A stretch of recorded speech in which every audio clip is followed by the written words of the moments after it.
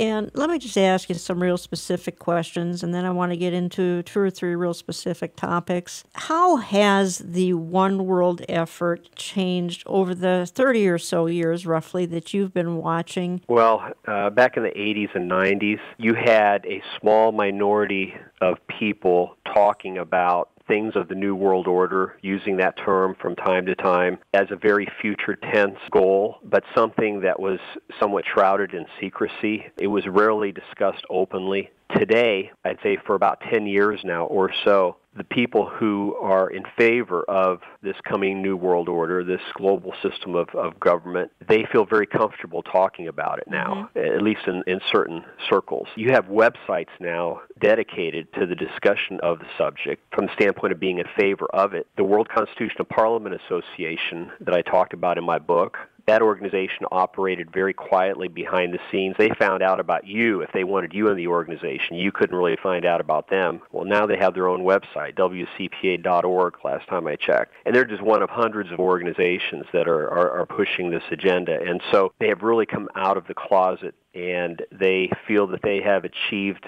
the necessary critical mass, finding comfort in numbers so they can begin to move forward more brazenly. So that's the key difference that I see. And also the coverage in the media. You know, back in the 80s and 90s, you would rarely see a member of a pro-world government organization openly interviewed on television. They might be quoted here or there, but now you've got top figures from the Council on Foreign Relations, for example, regularly interviewed on television as the experts in foreign policy, foreign affairs, and the likes. You've got people who are regular attenders at the Bilderberg gatherings and the Club of Rome now being interviewed as the global experts. So that also is a shift, something that has taken place in the last couple of decades. So more and more of these people are comfortable. Some of them are just waiting for the right moment in time, a crisis of sorts, to be able to step in and really begin to push the agenda even in a more open way and get their policies rammed through. I agree completely with what Gary is saying, and I began to track the New World Order in a serious fashion because of Gary's book, and he knows the effect that his friendship and his work have had on me over all these years.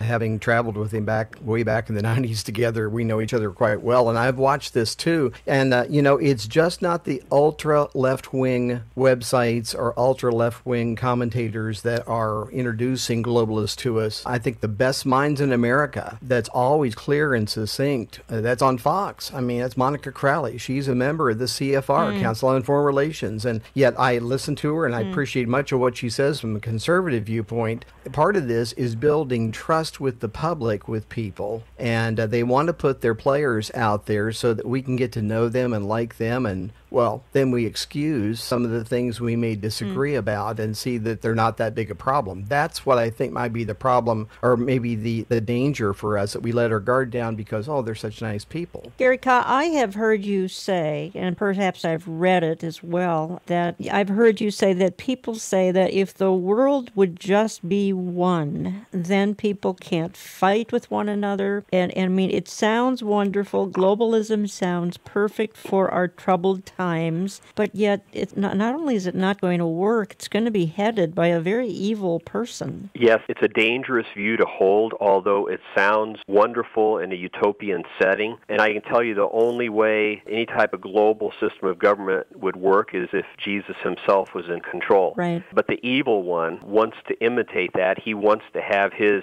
shot at it and be worshipped and rule. And so somehow he has to creatively bring the people of the world together in a false unity, and not just politically, but in order to achieve the political and economic unity, he's got to bring the religions together somehow, because if they're not together, none of the rest will work in his favor. And so a lot of effort and deception has been put into all of this, and the danger ultimately is when you put all of your eggs in one basket, it's dangerous. There's no system of checks and balances left. Under the current world order, if one country steps out of line, you can have others ally themselves against that country and put it back in its place. But if you have one government over the entire world and one military over the entire world, what do you do if that ends up being corrupt? There's no place left to run and hide, no way to get away from it. And personally, I'll just say this yet, I believe that's why God scattered the people at the building of the Tower of Babel, because you had the first type of world government system in the making at that time, and God knew what would happen, and so he scattered the people. And so it's not that our God isn't a God of unity, but he wants it to be in the truth, unity and truth. And this is a unity in deception that is unfolding before us.